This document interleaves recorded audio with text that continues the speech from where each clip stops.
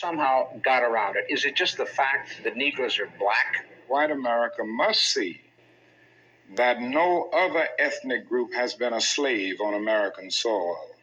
That is one thing that other immigrant groups haven't had to face.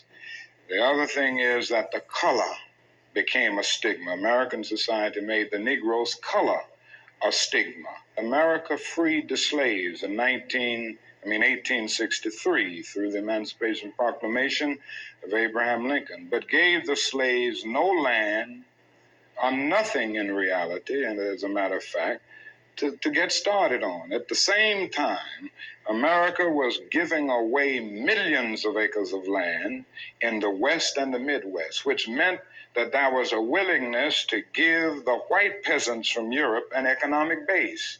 And yet it refused to give its black peasants from Africa who came here involuntarily in chains and had worked free for 244 years any kind of economic base. And so emancipation for the Negro was really freedom to hunger. It was freedom to the winds and rains of heaven. It was freedom without food to eat or land to cultivate, and therefore it was freedom and famine at the same time.